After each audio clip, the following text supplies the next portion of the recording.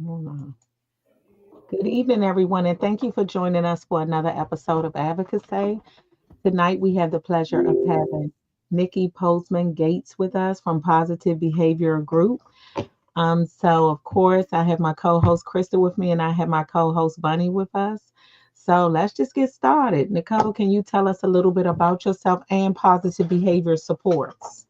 Yeah, so my name is Nikki, and I am a board certified behavior analyst. And I work for a company called Positive Behavior Supports Corporation. We're a national company in over 30 states and Canada. And we provide in home and community based services along with school based services as well. And my particular role there is I'm our director of business development. And so I help with a lot of our school contracting. But I've been a behavior analyst when there was only 3,000 in the entire world. So a long time.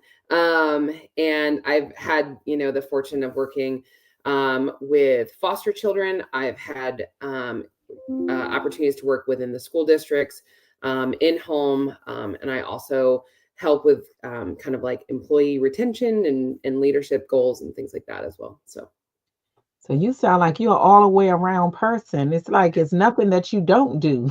I have touched a lot of things. Yes.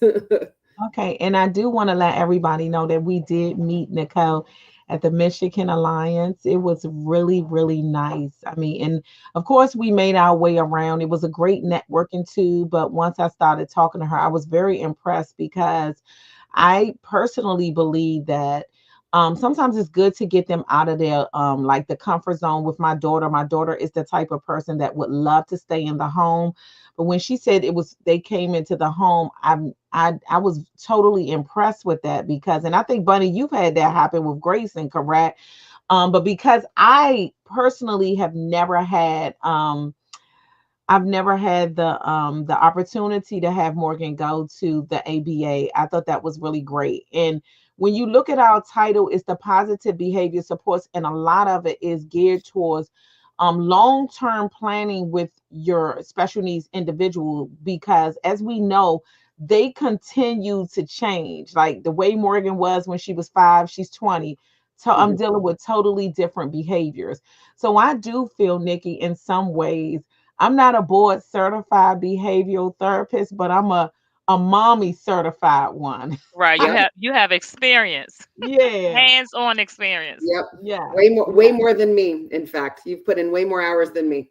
But I love it because when I speak to people like the behavioral therapist, it gives me a totally different way of dealing with Morgan. So I think for me personally, and I don't know, Crystal and Bunny, you can all can jump in here. I think for me, I think you do need a little bit of the mommy and you do definitely need a little bit of the ABA. So I think those skills definitely come into play. So I truly appreciate you guys because for me, when I think about somebody going into that field, I'm running away from the bad behaviors, and you guys are running into the fire, dealing with the bad behaviors. Yep. So, can you tell us on a daily basis, like when you were dealing with the AB? I know you said you do a lot of different things.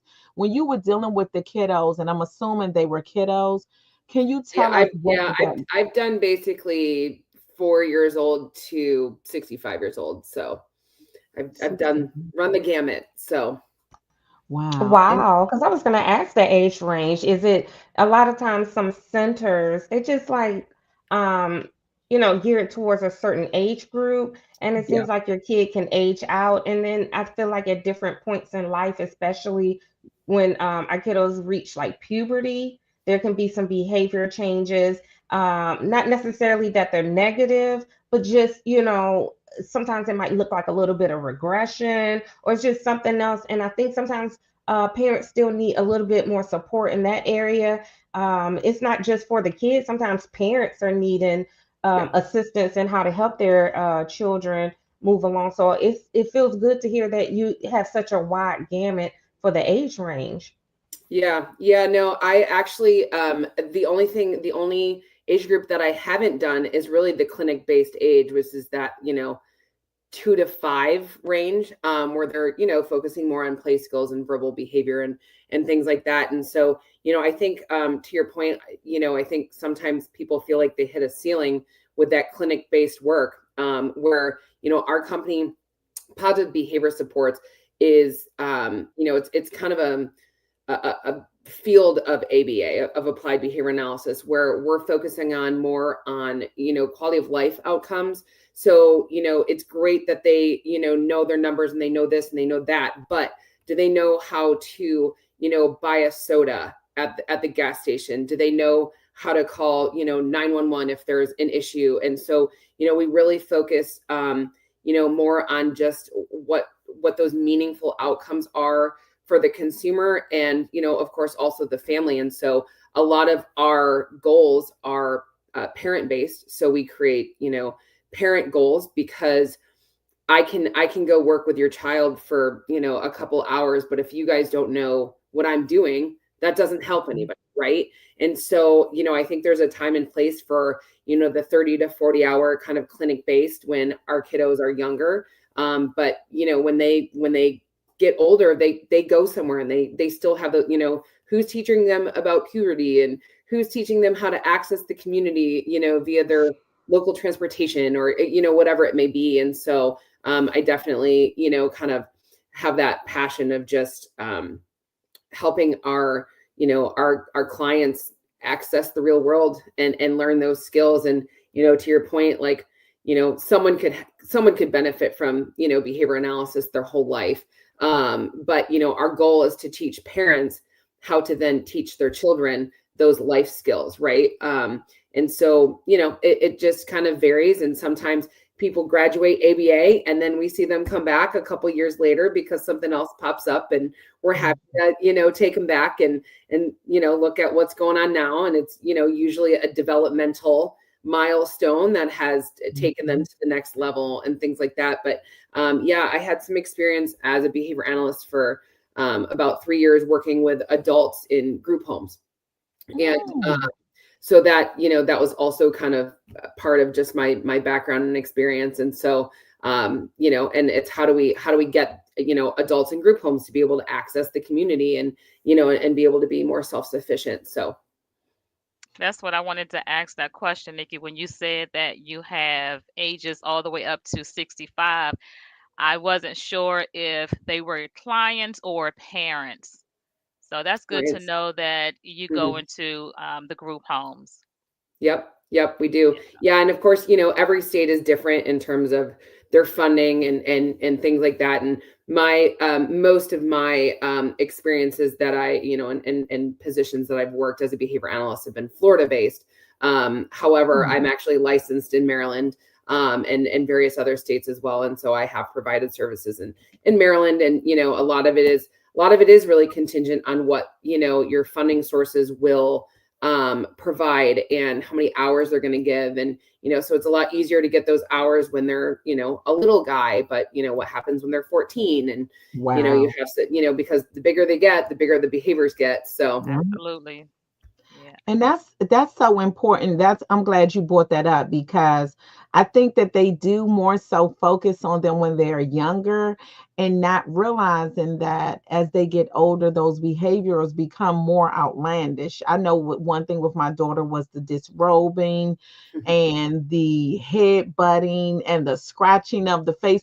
I mean, it kept me doing the research to figure out how can we do things that would not, I mean, because I think the typical parent, I know when I was raised, the typical parent is when I tell you what to do, you do it. Well, these individuals don't react to that type of, you know, instruction. So then how do we figure out a way that we take the focus, because that's what I've learned. You take the focus off of it. You don't really kind of magnify the behavior. You just kind of take and try to curb the behavior. But what do you do when the behaviors become somewhat harmful to them? Versus, you know, it's just like her just disrobing, unless she's, you know, she's developed, but that's not as harmful as her banging her head.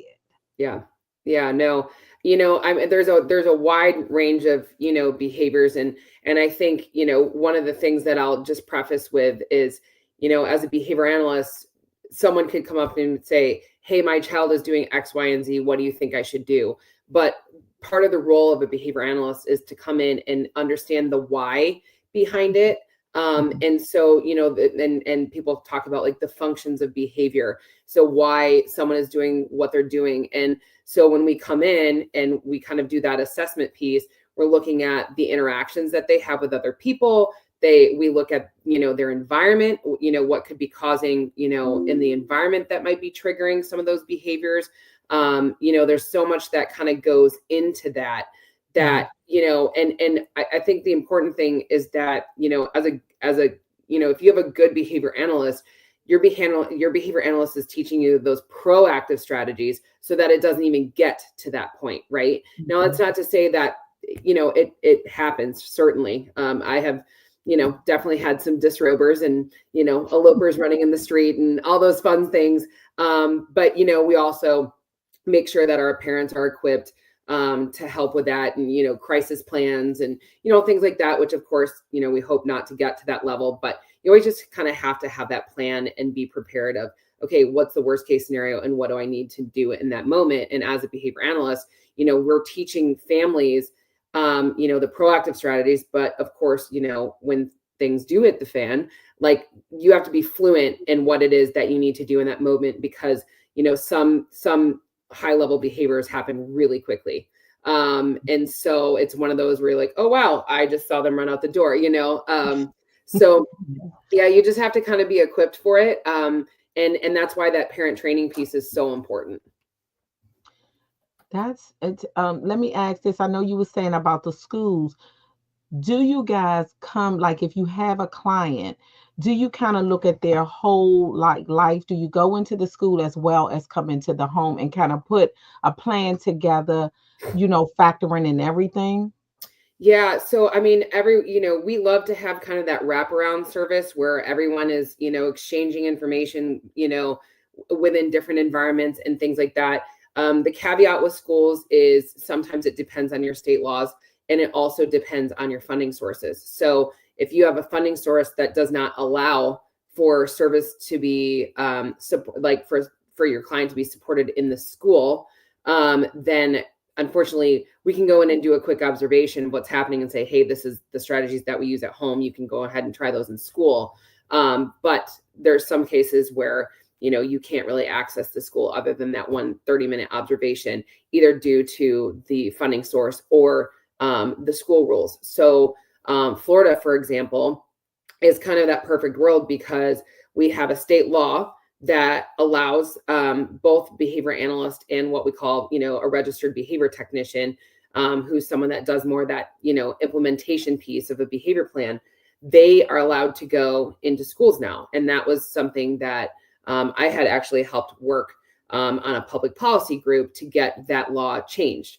But the only way that can work is then if, the insurance then allows for it. Well, in Florida, the insurance piece came first. So Medicaid was saying, we're happy to provide those services in the school, but the state laws wouldn't let it happen. And so once we changed that state law, it was actually like this floodgate. And so, we do in different states, you can do the majority of your hours actually in school through a parent's insurance and things like that. But, it runs that kind of fine line of, free and appropriate, public education. And so, if it's something where this, your client absolutely cannot function or gain access to education within the school setting without your behavior technician there, then really that would be the school's responsibility, right? So when we push into a school using behavior services from the home, it's to support and not supplant.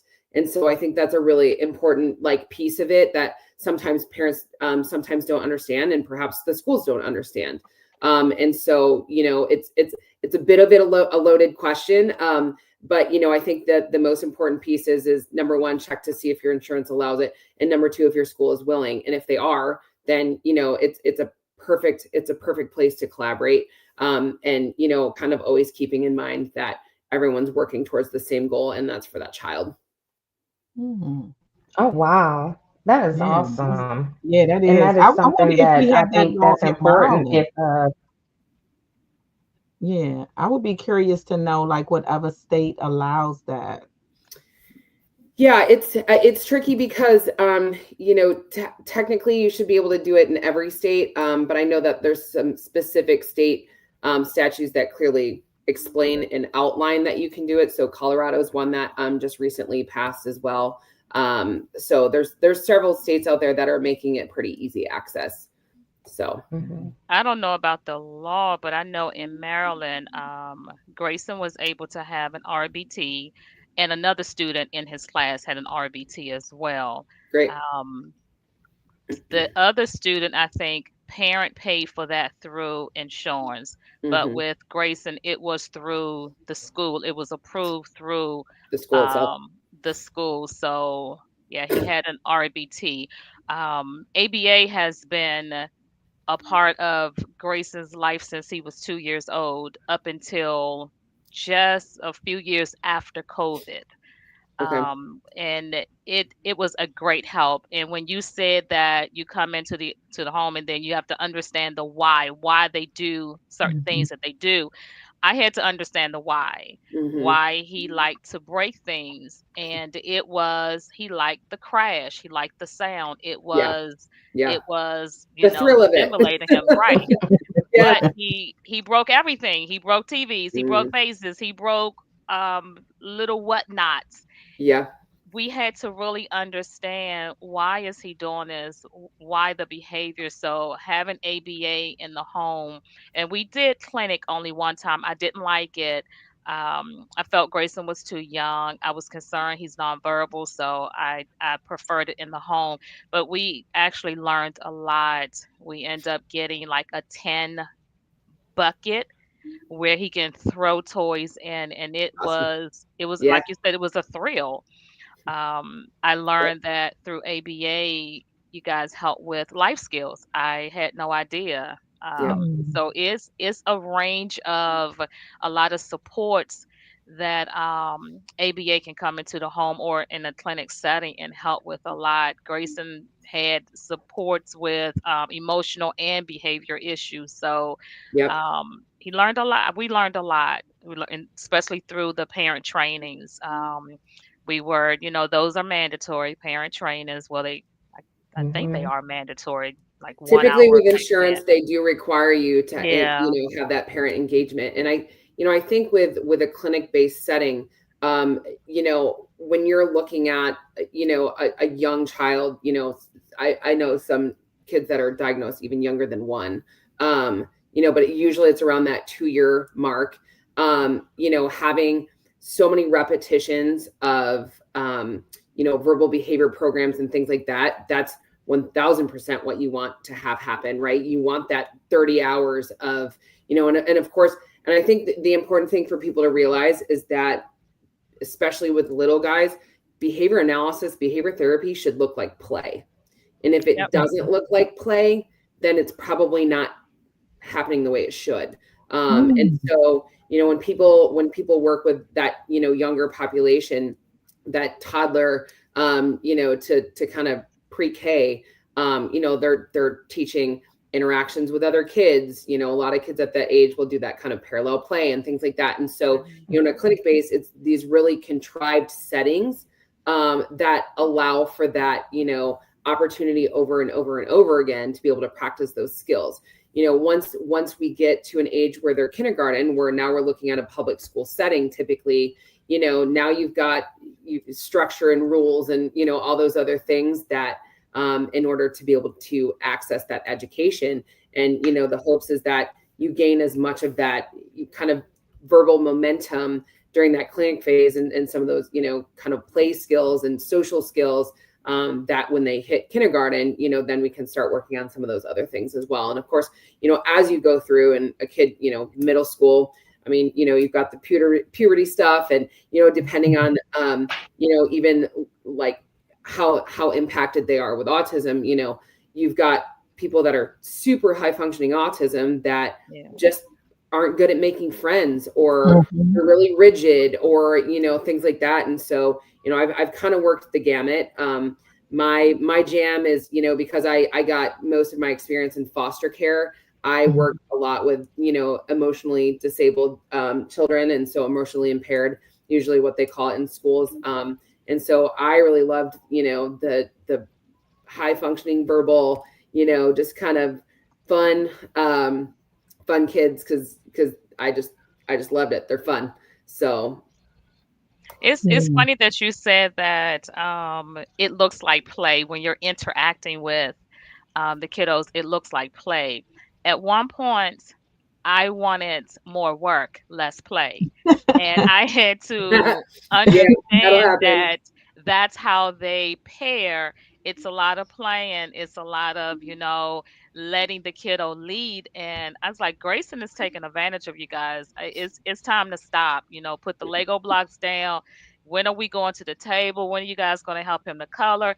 I wanted to see more work, less play, but I had to understand that that was all a part of the process of Yeah, pairing and making sure that he trusted his RBT. So it's a learning process. So now when I see, ABA working with the kiddos, I'm like, yeah, I remember those times. hmm, I did not understand, but definitely it was a lot of playing, but Grayson understood.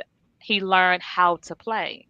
yeah, Yep. Mm. yeah, That Hmm. social interaction is very, very Yeah. important Yeah. because you don't realize how important it is until they don't have it. Because Hmm. it basically isolates you and it isolates them, and that's definitely not something that you want to do. But I do, from what I'm hearing too, it's almost like building blocks. Like you say, Nikki, when you're young and then you deal with them at that stage, you're constantly building them up until they get to a place, like you say, until they get to that place where they're somewhat comfortable, and then prayerfully there are no more behaviors that come in, but the chances of it is slim. But I think if you give the parents like standard operating procedures for the most part, it's like it gives you an opportunity to kind of challenge those new behaviors as they come along. Because if you're saying, listen, let's identify what is the trigger first, then I think if you're doing that when they're young, and that's how I've never ever had Morgan. Like I said, she's never taken it, but I've yeah. heard so much about that my first thing is, let me find out why she's doing this. And some of it is behavioral and some of it is attention, which of course still can be, Oh yeah. Oh behavior. yeah. Yeah. Oh yeah. The why doesn't go away. Yes, Right? yes. You talk about attention. Mm. We learned that you don't give attention to that behavior. And you Mm. have to Mhm. understand, is this a behavior where they're hurting themselves? Then you address that. But if it's a behavior, a negative behavior where they're trying to get your attention, you ignore that. And I'm like, how can I ignore it when Yeah. he's throwing stuff against the wall? He needs me. I need to turn around. They was like, Grandma, don't turn around. Don't turn around. And eventually he stopped. But it's wild how their brain works Yeah. to know I'm going to keep throwing this because I know she's going to come. And that's the way that my BCBA said, Grandma, if you continue to respond to these negative behaviors, he will continue to do it. And it will not only, he'll do it in the home, but he'll do it in every setting that you go to because this is his way of getting your attention. So I'm like, well, how can he get my attention? And they taught him to tap, to kind of pull my hand and things like that. But yeah, that getting your attention and you as the parent ignoring that negative behavior, it's like, I need to turn around. I was like this sometimes. Is he okay? Is he okay? It's like he's okay, Grandma. Do not turn around. I'm like, are you sure? You sound Yeah. like Lot's wife. I'm Yeah. gonna turn around. Yeah. And I teach parenting classes, and the very kind of like the number one thing that I tell people is like the best skill that you can develop is to learn not to care. Right? Like you need to learn not to care. And as someone that comes in for a couple hours a week, it's easy for me not to care, right? I in the Mhm. sense of like that doesn't bother me. I can ignore that for a solid 2 hours, right? But I mean, I now have a 2.5-year-old, and of course I was a behavioral analyst much way before that. And so Mhm. it's like, it definitely, when you were saying like, having that parent piece of it, I don't do as much indirect or as much direct work with families anymore. But now that, I have a child, I'm like, okay, yeah, like I get how hard this can actually be, right? But yeah, I mean, it's definitely one of those where, and I think people don't even realize sometimes that they think they're ignoring, but yet it's all over their face, right? And so, sometimes it's like, you're ignoring, but you're clenching your jaw, and you can literally, your kids pick up on just you being like, I don't care, and you're like, but you do, right? And so like sometimes I'll teach parents like, if you have 2-parent household, even coming up with a code word, like, if I'm starting to get agitated, and maybe my husband will come in and be like, why don't you go check the laundry? AKA you need to tap out right Tap now, out. right? Tap in. You can't let them know you're tapping out. So, I end up doing a lot of laundry, right? So, kind of just, teaching parents, like, you need to have that kind of phrase to know, like, hey, I know you're trying really hard. I'm not trying to undermine you, but like, why don't you take a break for a second? But you can't be like, oh, I mean, this is what people do, but it's like, oh, I'm frustrated. Like, you deal with it, right? And they storm off, and then the kid goes, that was fun. I won on that one, right? Yeah. And so, even trying to come up with those kind of, tricks and tips of just those code words and how to tap in and tap out, and but that also requires, when you have a 2-person household, like how important it is to be on the same page, but also to be able to acknowledge when, like, I can't ignore anymore. Or there's just some days, there's some days I wake up and I'm like, I don't have the tolerance for that today. And I can't even tell you why, other than I woke up that way. Yeah, I'm with you. Yeah. That's okay. Real. Those days, like, yep, my limit is down here today. Normally it's here, but it's definitely here today. And then how do you teach the parents to come up with that real? Because that's real. It is some days that I'm like, yeah, okay, I'm going to ignore you. Because once I put my daughter's helmet on and if she's scratching her face, I put her little mittens on. I'm like, you all right, get her down on one level where she can't fall down the steps or whatever. I'm like, you good. She will cry and cry and cry for hours. Only thing I would do is turn up the TV. But you're right, Nikki. Being real, some days it's like you're gonna push me. So it's like, okay, then you get in the car, you take her for a drive, you turn up the music, and you be like, okay, that ain't working. So it is hard when you're trying to ignore those behaviors. What do you do on those days that you've reached your limit? And you run out of ideas. Yeah. Right. Yeah. No, just like we teach our kids, like, to request a break, like, we all, like, it's a skill. You literally have to learn how to request a break, right? And and sometimes there's times where you can't request a break and your tolerance is really low. And those are the days that, you know what? I'm not going to die on this hill today. So if he wants his iPad so that we can all get through the next hour and a half until, something else happens, or bed, or whatever it is, like, sometimes it's just what you do, and I think, like, giving yourself grace over those things is really important, but yeah, it can be super tough. And, when some of the parenting classes I teach, and even I do these trainings in the schools as well, but like the very first kind of module is more of like a self-reflection of, like, what are the things that you fall into that cause behavior.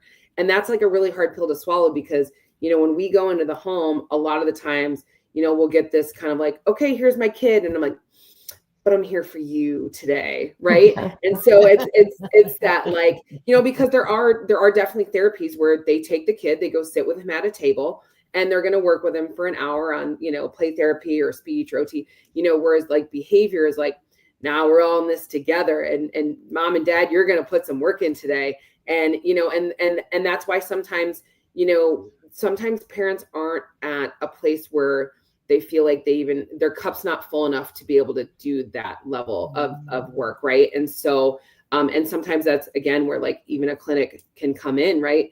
I have a very good friend, and he's from DC, and he has a son that is severely autistic.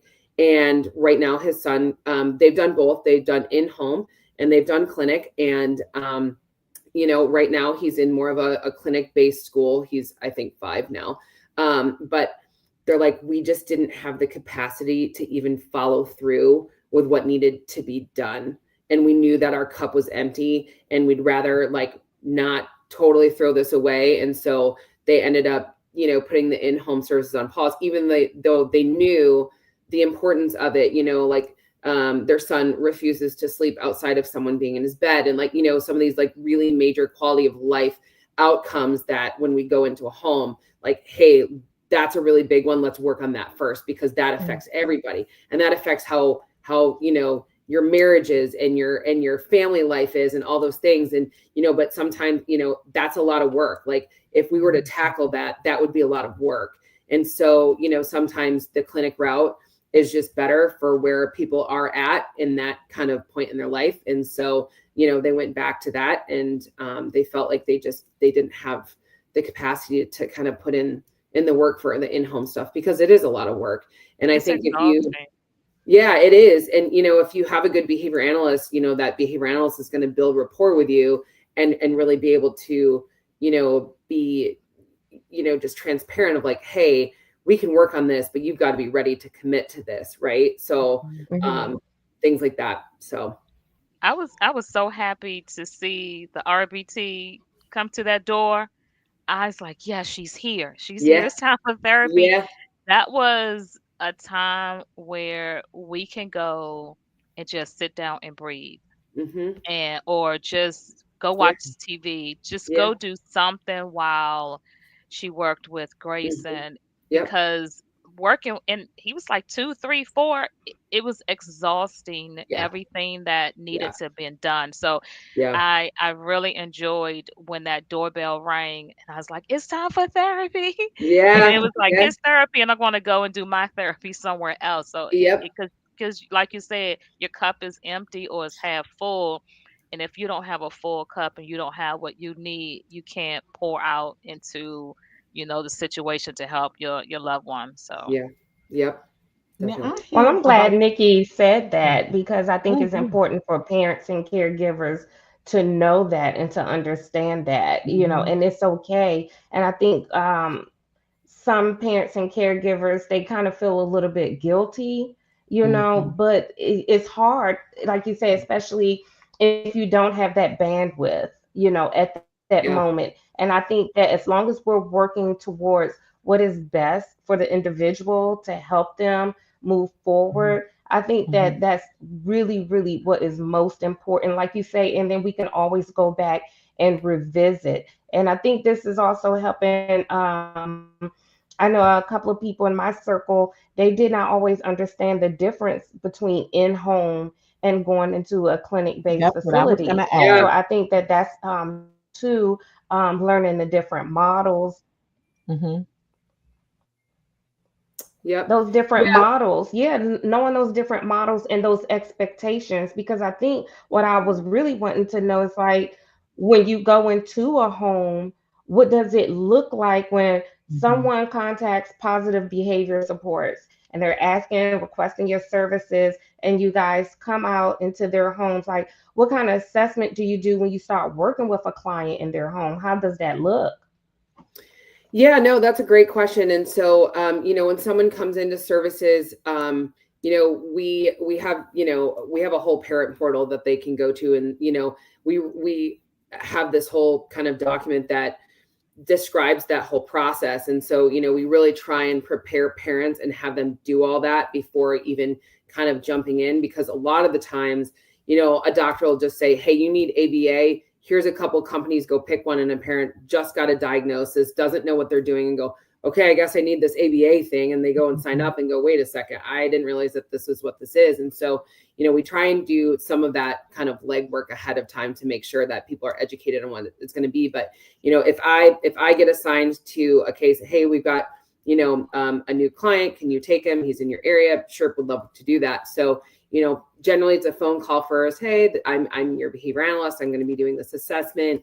This is what's going to look like. And so that assessment piece is typically 3 to 4 visits in the home where you're kind of probing those skills, seeing what your child is capable of, where those deficits are, Sometimes, some people are familiar with like the VB map or the ABLES, which are like curricular assessments. And those are the skills.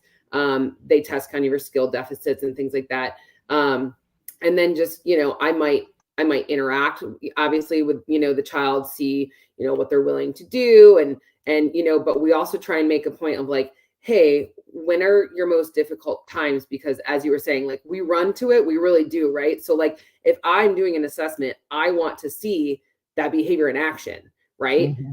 Because, sometimes what happens is parents sometimes downplay it because they feel bad about talking as they feel like negatively about their child, right? But some are the opposite, where they've been in this for so long and they feel like it's so overwhelming when in the grand scheme of things that, perhaps a behavior analyst works with, it's like, okay, yeah, no, this is actually really doable, and so we want to see that in action. It involves, caregiver interviews. We have what we call a quality of life survey, where we literally have, parents go through and answer questions on different domains, for quality of life improvements, for what they would like to see with their child.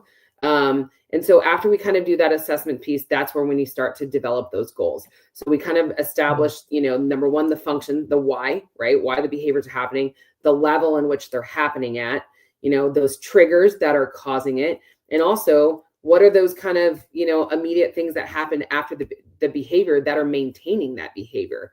And so, okay, it's like, all right, well, every time, he does this, I end up, telling him, don't do that, stop doing that, and we're giving, all of this negative attention for it. And that's what's maintaining that behavior. So as a behavior analyst, I might say, okay, parent, we're gonna create these goals. What are some things that you would like to see worked on?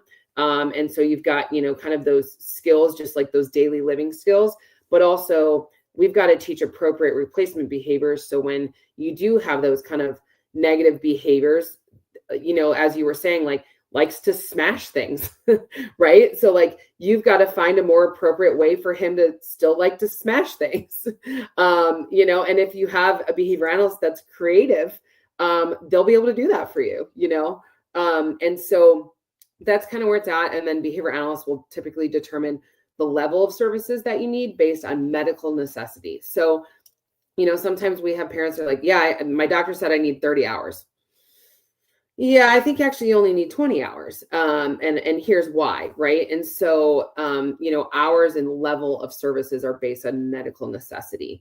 And I think that's really important to note. Insurance companies look for, that high level or low level, and then the hours should reflect that, along with those parent caregiver goals, to make sure that we're not just the guys doing the work, but everybody's doing the work. And there are times where, we have to do reviews with insurance companies every 6 months to show progress. And at some point, if there's no progress or the parent's not involved, the insurance company can cut those services. And so, it's one of those where we really make sure the parent understands, like, hey, like they really look at this stuff, because the reality is behavior analysis services are costly. They're a very, very high cost. You're talking about, state Medicaid plan services that, everybody's paying for that somewhere, right? And so we need to make sure that the services that we're providing, as we track our progress, through data collection and all those fun things with the behavior technician, that, we are looking to fade the service, because the service is never intended for forever. As much as I would like to have, a buddy with me my whole life that would help me do things, I think that would actually personally be great. But, at some point, there's someone else that probably needs it more than me, right? And so I think those are all things that, are part of that assessment piece that, then you transition to kind of that ongoing service. Now, I hear you talk about the clinic side, and Crystal had touched on that a little bit. And I heard you tell me about your friend that found it a little easier on the clinic side. What makes it easier on the clinic side? And I say that because Morgan was going to, it wasn't ABA, but it was kind of something like this, but it was something dealing with behavior. But I found that because she didn't want to interact with them, I was part of the scenario. So I had to be in the room with her Mm, the entire time yeah. because Mm. she would not deal with anybody else. So when you're saying that it's on the clinical side, it seems to be a little less stressful for the family. How does that look versus being in the house? Yeah, I mean, so with kind of that clinic-based service, there, like I said, it's more of a contrived setting, and a lot of the times you're kind of doing more of that tabletop work, Mhm, versus, like, for example, going out in the community. mhm, And so, when you have that clinic-based setting, it's almost like more intensive sometimes. mm, And that's where yeah, you're going to see that 30 hours. And a lot of people, it's, kind of like an early intervention program where they, mm, parent drops them off and at 9 o'clock, and they pick them up at 3 o'clock. And that's kind of their day. And so, in that regard, a parent, has those 6 hours to themselves, or maybe it's because they have mm, to work, or things like that. And so, our company does provide early intervention services in some of our regions where they go and the parent drops them off at a building with all of their little friends, and then you've got behavior technicians working one-on-one with those children, where the behavior analyst is kind of overseeing that program. And so you might see more like center rotations and circle time, and mm, looks a little bit more classroom-ish than that in-home where okay, it's mm, bath time. Okay, we're going to work on bath time. And okay, after bath, now it's dinner. Okay, well, my child only eats 3 foods, and it's chicken nuggets, French fries and hot dogs. Okay, great. Let's teach him how to eat more than 3 foods today. Some of those kinds of things that and on top of that, like, there's a lot of community access. A lot of parents report that they can't take their child out to eat, yeah. or their child refuses to get a haircut, or how do we get him to the dentist. And those are the things that, when you're doing more of that in-home and community-based services, we're meeting them where they're at. So it's like, oh, you're going to the dentist, cool, I'm going to come to the dentist with you today. Wow. And And that's that what I is, love. Yep, oh they my go to the goodness. grocery store. Yep. Yeah. That's Yep. the best part, to be able to Yep. go out into the community and support the kiddo and the Mhm, parent. That's what I really loved. Now, Nikki, for those that are still on the waiting list to get ABA services, Hmm. what are some tips or some resources Resource. that Yeah. you can offer parents while they're waiting, waiting for services? Yeah, that's a great question. And, every state kind of varies by their resources. I know, for example, like Florida has a statewide program that is, funded with like a grassroots program. And it's called the Center for Autism and Related Disabilities. And they are connected to different universities throughout the state. And they essentially give mm, you a case manager. And that particular person gives so many resources of, even like, hey, let me teach you how to do visual supports. Let's teach you how to do visual schedules for your child today. Or like, I used to work for that particular organization through the University of Central Florida, and like, we would do parent courses like potty training and things like that. And so finding some of those kind of government funded programs that do that parent training, and parent resources, things like that. There's a lot of just kind of getting into your community. And especially, this month is autism awareness slash acceptance yeah, slash all things that we love. And so there's a lot of events going on right now. And I really encourage parents, like, go to your autism event, go to your autism walk, whatever it may be, and go look at the booths that you and I met at, right? Because my company goes to those, and that's where you're going to find those supports and those services. And we do, our company does offer some parenting group kind of training things. But we also get, contracted by other agencies. Hey, we want to offer this to our parents. We'd like to contract with you so that we can offer this particular training for free to parents. And so there are organizations out there that will, try and get some of that more parent training piece of things out there too. So. wow. No, that's very important because I do believe that some of the parents, if you're faced with this for the first time, most parents don't know how to deal with it. Yeah. And you can, like, I had my son and then I had Morgan, totally different kids. We already know most of the time your kids are totally different.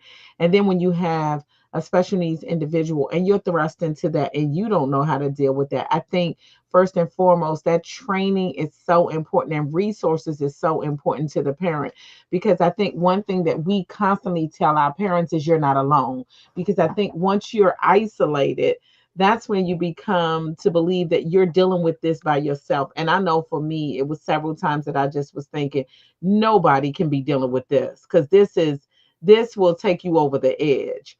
Now, Yeah. let me ask you, Nikki, too, what do you advise? What advice would you give parents that start to see their special needs individuals when they're young? Do you like developing different behaviors? Is it best to start the ABA when they're young? And then, like you say, keep dipping in and out as they, conquer that behavior. Then if you have to come back, you do.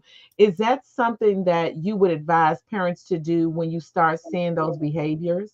Yeah, I mean, earlier the better. The quicker that you can catch it, and and it's funny because I don't think COVID in some ways seems so far in the past, although it feels like yesterday.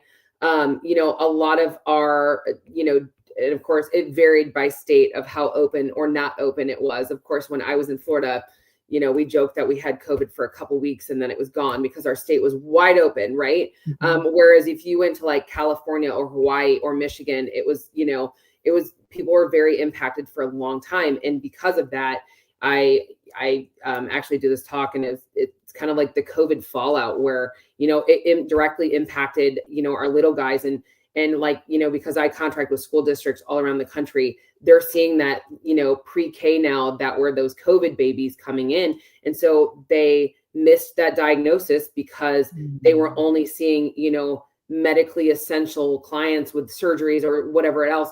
And so, the screening stopped for however long. You go to your pediatrician and, they give you a screening tool and those things. But if you weren't able to go to your pediatrician for however long and you missed some of those screenings, now you're 3-4 years old and you go, oh, well, had I been able to do some of those screenings, I probably would have caught this sooner. And so, we are seeing some of that more delayed catching of it, I guess is the best way to put it. And so the earlier that you can get in, and sometimes it's a really hard pill to swallow, with my particular friend, he in particular was in denial about it for a long time and felt like his wife was just shopping for a diagnosis to just explain why he was being the way he was, right? When in fact, obviously now he's severely impacted with autism. And, and so it's not an easy thing to just, go, okay, I'm going to go get my kid evaluated for autism today. I have several friends that, obviously I always call them my friends. Like I can spot my friends pretty quickly. But I don't typically say, hey, did you know that you might want to go? Like that does not come out of my mouth. If someone asks me like, hey, what do you think? I might say like, well, you know what? It never hurts to go. And, these are some things that might be indicators, but it's not to say that that's what's happening with your child. Right. And so there's that kind of like fine line. And, I think that daycares also have to tread that fine line sometimes. And, and because I've also had the opposite where I had a friend that was like, yeah, the daycare thinks that my kid has autism. I'm like, 1,000% your kid does not have autism. But, they're like, oh, but you can get services that way. I'm like, yes, you can. But that's not what he needs today. And so, the earlier, the better. And, but it's never too late, I think is also the point. I have a friend whose brother got diagnosed as an adult. And, 30 years ago, autism wasn't, I don't want to say it wasn't a thing, but it wasn't recognized as a thing like it is now.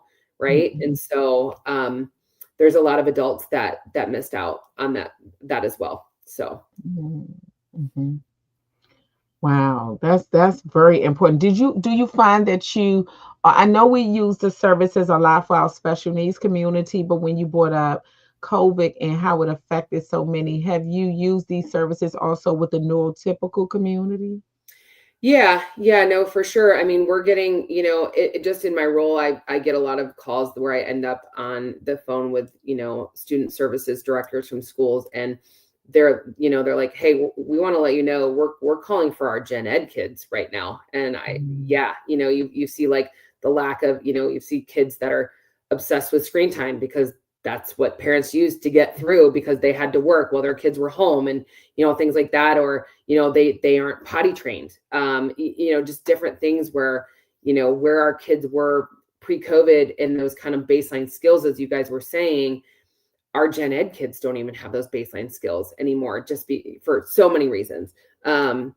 But yeah, so we definitely, and for me, like my experience that I gained originally as an analyst was in foster care, so neurotypical but trauma, right? And so that's a whole different group of kids, and that's a different approach that you take with ABA, working with children that are have trauma. So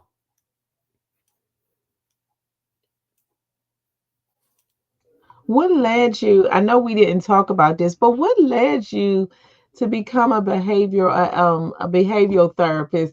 Because again, you're running into the fire, and I'm running out. What led you that way? yeah, that's a good question. So I'm from Michigan, and one of the university that I ended up going to, Western Michigan University, I didn't realize was one of the top behavior analysis programs in the country. So when I went for general psychology, because I didn't know what I wanted to do, general psychology there is ABA for the most part. So I was training a rat in a box with behavior, and like all these, super cool things that I didn't even, realize at the time, that, I was kind of interested. But my degree is actually in organizational behavior management, which is actually improving the behavior of adults and people in the workplace. And so I started there. And that's what I got my master's in. However, when I graduated, the economy had absolutely tanked and there were no jobs. And so at that time, I was working with kids in foster care as I was going through grad school. And then I actually had gotten, one of my professors had asked me, hey, we've got someone that reached out that they have this grandparent that has a young son with autism, and he's 6. They're looking just private pay. Would you be interested in just kind of, providing some behavioral services? I was like, well, I'm like, autism's not really my thing because I'm doing like behavior analysis in the workplace, but he, was very high functioning, verbal, all that kind of stuff. And so I said, sure, because I was in grad school and I could use some extra money, to be honest, right?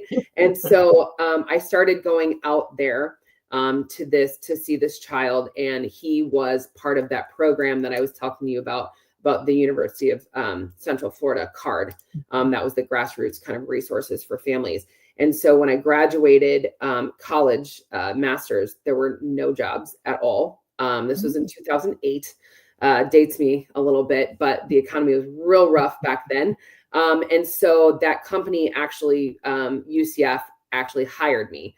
And I said, in my interview, I said, I just want to be really clear. I know nothing about autism. And they're like, great, you're hired. I was like, cool, thank you. And so I learned, a lot about that. But the funny piece of that story is that 6-year-old is now 23, and I am next in line to be his guardian. So yeah. Wow, that So is he never let me awesome. go. And he was my first kid I ever worked with that had autism. And he was like, nope, I'm keeping you. So So you were Wow. baptized by fire, huh? yeah. So I kind of joke that I fell into the world of ABA a little bit, whereas a lot of Yeah. people that are behavior analysts, it's because a family member has it, or they were in special education and they just were like, man, this behavior stuff is cool, right? Like some people just simply have that interest of behavior.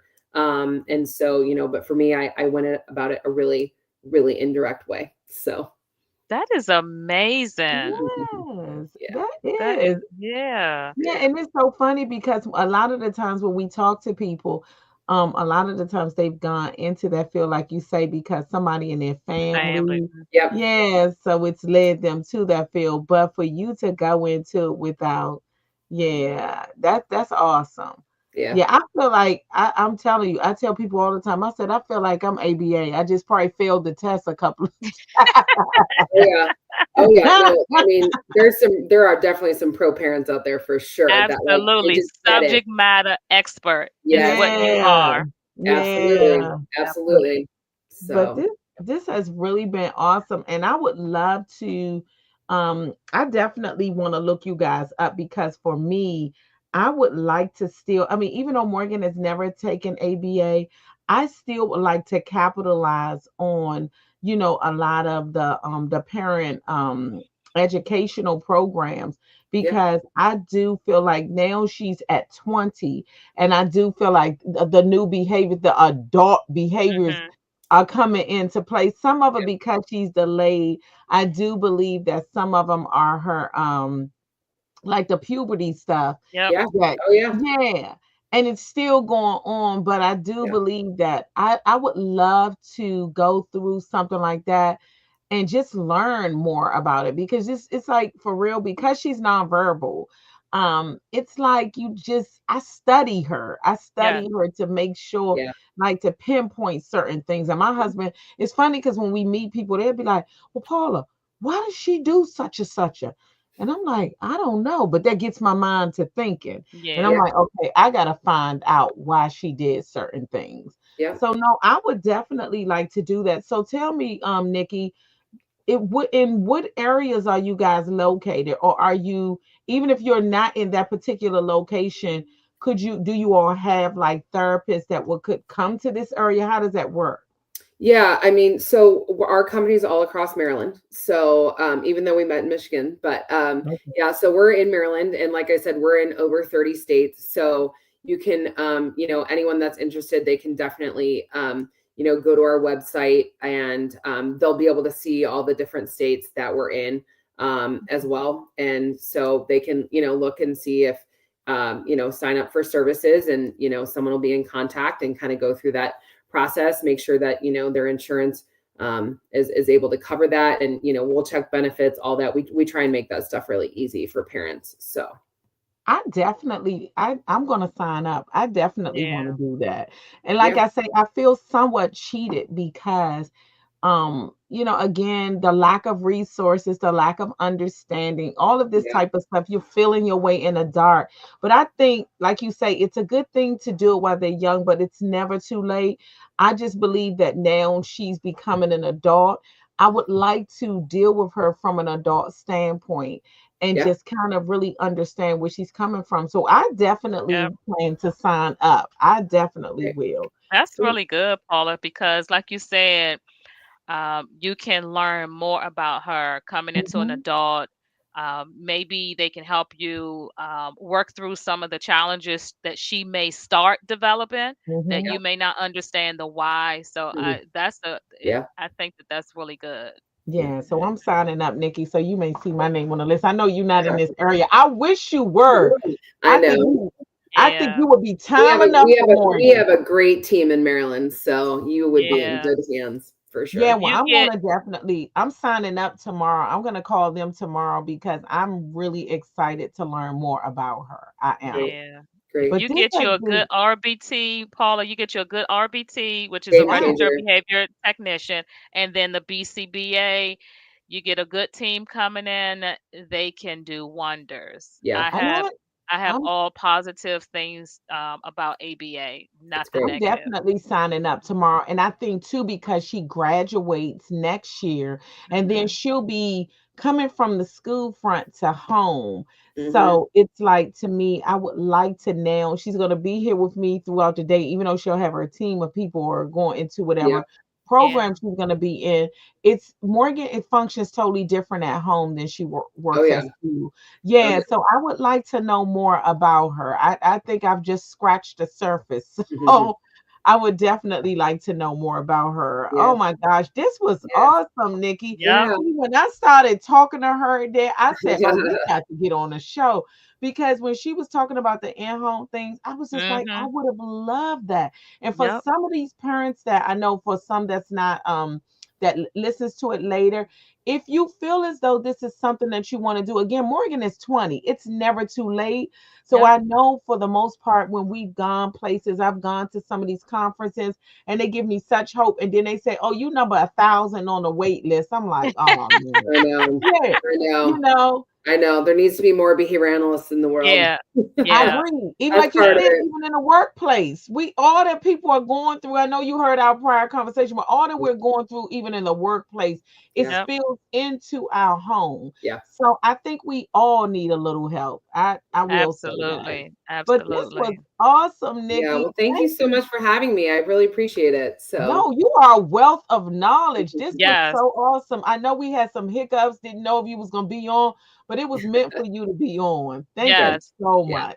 When I Yeah. No, I saw appreciate when I saw that you were going to be on, Nikki, I was like, I gotta be on. I gotta make myself available it. because although I'm familiar with ABA, they've been in the Yeah. home for many years. Yeah. Grayson is now 7, almost 8 in June. So there are different challenges that we are Mhm. Yep. facing as a Yep. almost 8-year-old Grayson. So I was like, I've got Hmm. to be on. I got to see what Yeah. else I can learn. Yeah. Yeah, Yeah. I have So, enjoyed this conversation. yeah. No, it's been great. Thank you guys so much for having me. So, No Yeah. problem. And then what I'll do, parents, also is put their website into the comment section so that everybody has the website. I know we have it on the flyer, but I'll put it on the comment section. So if you need help, reach out, get that help that you need, not just for your child, but for you. yeah. So again, Absolutely. yes, thank you so much, Yep. guys. We Yeah. appreciate everybody listening. And for those that's going to go back and listen, we definitely will see you guys next Thursday for another show of Mhm. advocacy. Cool. Crystal must have had some problems with her Yeah, internet, but she she yeah, her said, Yeah. Sorry, internet. popping in and yeah, out. she said, Yeah. thank you, Yeah. Nikki. Thanks so much. Yeah. All right, y'all have a good one. All right. Bye. Bye-bye. Bye.